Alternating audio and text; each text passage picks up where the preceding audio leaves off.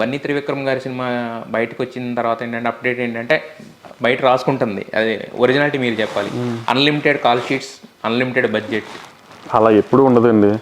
బన్నీ గారు అంత ఖాళీగా ఎందుకుంటారు అన్లిమిటెడ్ కాల్ షీట్ ఇచ్చేయడానికి? అంటే ఆ సినిమాలో ఉన్న ఎసెన్స్ అదని చెప్తున్నారు. సినిమా కథ మంచి, ఐ మీన్ ఎత్తుకున్న టాపిక్ చాలా మంచి టాపిక్ కాబట్టి ఆయన 100% ఎఫర్ట్ పెట్టి చేస్తారు.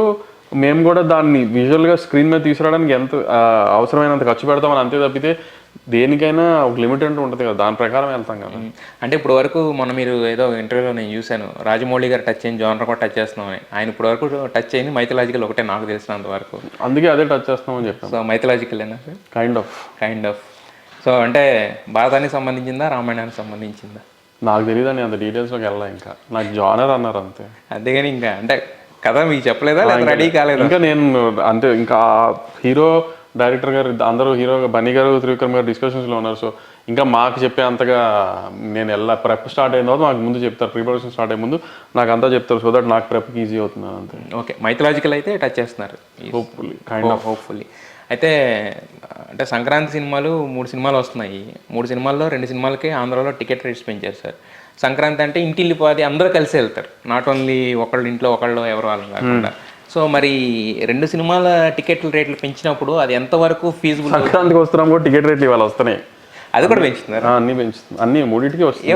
దానికి రాదు, అది ట్యూస్డే కదా రిలీజ్, అందుకని ఇవాళ రేపు వస్తుంది అంతే. మరి అలాంటప్పుడు ఇప్పుడు ఏదో హిట్ అయిందో దానికి బెనిఫిట్ ఉంటుంది, కానీ రెవెన్యూ డివైడ్ అయిపోతుంది కదా సార్ యాక్చువల్గా. అదేంటి, టికెట్ రేట్లు పెంచకపోయినా మూడింటికి రెవెన్యూ డివైడ్ అవుతుంది కదా. టికెట్ రేట్లు పెంచితే కొంచెం ఆ డివైడ్ అయిన రెవెన్యూని కవర్ చేస్తాం కదా. అంటే ఇప్పుడు 100 రూపాయలు అనుకోండి సార్, ఇప్పుడు ఇంట్లో నలుగురు అంటే నలుగురు వెళ్ళడానికి 100 రూపాయలు, 25 రూపీస్ టికెట్ అనుకోండి, నలుగురు వెళ్ళడానికి సరిపోతుంది సార్. అదే 200 అంటే మీరు 2-3 సినిమాలు చూసేదానికి ఒకదానికే పెట్టడానికి అవుతుంది, కానీ రెండింటికి పెట్టడానికి అంటే ఆంధ్ర రాష్ట్రంలో కానీ తెలంగాణలో కానీ ఎక్కడైనా ఈ సంక్రాంతి పండుగ ఒకటి ఎక్సెప్షన్. జనం 3 సినిమాలు రిలీజ్ అయితే 3 సినిమాలు చూస్తారు. That's how our tradition has been all these years for Sankranti at least. So hopefully అన్ని సినిమాలు బాగా ఆడతాయి, అన్ని సినిమాలకు మంచి రెవెన్యూ వస్తుందని కొంచెం టికెట్ రేట్ పెంచుకున్నాం, ఎందుకంటే ఖర్చు ఎక్కువైంది అనుకున్న దానికంటే సినిమాలు కానీ.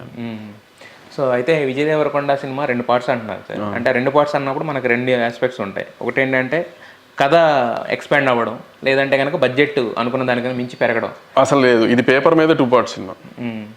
టేక్ ఆఫ్ పేపర్ మీద 2 పార్ట్స్ సినిమా ఇది. అంటే మేము ఫస్ట్ పార్టే తీద్దామని స్టార్ట్ చేసాం. అంటే మధ్యలో లెంత్ సినిమా లెంత్ ఎక్కువైందని 2 పార్ట్స్ చేయడం కానీ, బడ్జెట్ ఎక్కువైందని 2 పార్ట్స్ చేయడం కానీ, పేపర్ మీదే 2 పార్ట్స్ అనుకుని ఈ సినిమా ఇలా వస్తుంది ఫస్ట్ పార్ట్ ఎండింగ్కి, తర్వాత సెకండ్ పార్ట్ అన్ని చూసుకుని చేద్దామని ప్లాన్ చేసిన సినిమా ఇది. అంటే పేపర్ మీదే 2 పార్ట్స్ అంటున్నారు. అంటే ఫస్ట్ ఇప్పుడు తీసే సినిమాలు అన్నింటిలో కూడా మధ్యలో ఒక 2 years అలా గ్యాప్ ఉంటుంది, 1 year 2 years అలా గ్యాప్ ఉంటుంది కదా. మరి ఇది ఇమీడియట్గా అది the way people respond to the first part. Second part ఎలా ప్లాన్ చేయాలి, ఎప్పుడు ప్లాన్ చేయాలి అప్పుడు డిసైడ్ చేస్తాం. ఇంకా అంటే ఈ మధ్యన చాలా సినిమాలకి వేసేస్తున్నారు కదా సార్, అసలు సంబంధం లేకుండా. మీరు అందరూ అడుగుతున్నారని చెప్పాను. యాజ్ ఏ ప్రొడ్యూసర్గా చెప్తున్నా నేను, యాజ్ ఏ ప్రొడ్యూసర్గా ప్రతి నాకు వెయ్యాలని సరదా ఏమీ లేదు, 2 పార్ట్స్ అని చెప్పాలని సరదానం ఏం లేదు.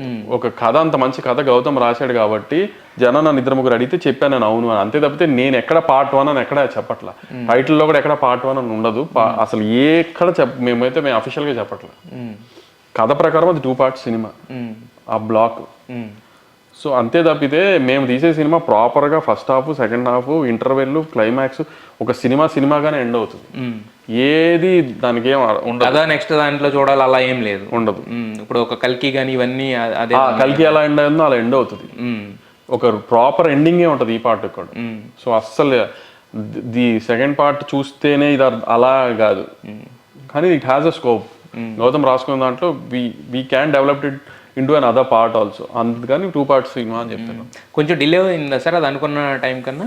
అది డిలే కొంచెం అయింది. ఎందుకు అయింది ఏంటి అనేది పక్కన పెడితే, దాంతో ఒక ఫస్ట్ విజువల్ వచ్చిన, ఒక ప్రోమో వచ్చిన, ఒక పాట వచ్చిన, సినిమా రిలీజ్ అయిన తర్వాత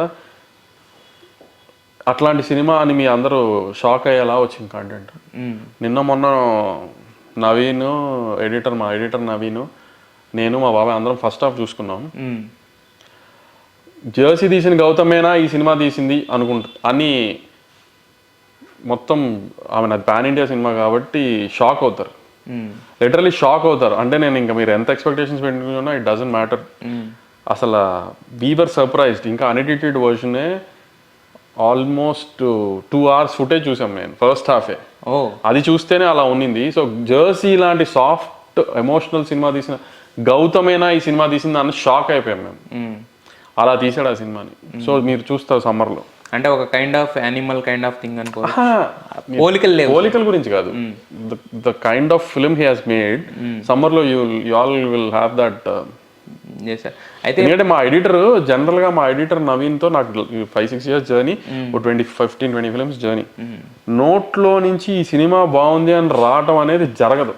ఓకే, చాలా రేర్గా మన అదృష్టం బాగుంటుంది తప్పితే. అలాంటిది తనంతట తను నాకు ఫోన్ చేసి నేను ఇలా చూశాను అదిరిపోయింది నువ్వు చూడని ఫోన్ చేశాడు. సో అసలు ఇంకా నేను ఆ నవీన్ నోట్లో నుంచి ఈ షేప్లో ఉండగానే ఇంత బాగా వచ్చింది అని చెప్పాడంటే ఇంకెలా ఉందని పరిగెత్తుకుంటూ వెళ్ళి చూడాల్సిన పరిస్థితి వచ్చింది. సో ఆ స్పేస్లో ఉంది ఆ సినిమా అసలు. ఓకే, అయితే మీరు ఈ మాటతో ఇంకా ఎక్స్పెక్టేషన్స్ లిఫ్ట్ చేస్తున్నారు. ఏం లేదు, జరిగింది మీరు అడిగారు కాబట్టి చెప్తున్నారు. ఫ్యాన్స్ కూడా నన్ను ఎక్కుతున్నారు ట్విట్టర్లో, అప్డేట్ ఇవ్వు అని. ఏం అప్డేట్ ఇవ్వాలి, మా చేతుల్లో ఏముంది, జరుగుతుంది షూట్. ఇది చాలు సార్, ఇది కొన్ని రోజులు ఇది సర్క్యులేట్ అప్డేట్ ఇవ్వాలని నేను ట్రై చేస్తున్నాను కానీ నా చేతుల్లో లేదు కదా అప్డేట్ ఇవ్వటం. ఓకే, నేనేమైనా దాచుకుంటే నేను కంటెంట్ చూపించాలని ఆడియన్స్ అనుకుంటాను కదా, నేను దాచుకోవాలనుకోను కదా. అప్డేట్ ఇవ్వాల్సింది డైరెక్టర్ హీరో కదా, వాళ్ళిద్దరు ఇస్తే నేను ఇచ్చేస్తా బయటికి, నేను దాచుకోను కదా బయటికి.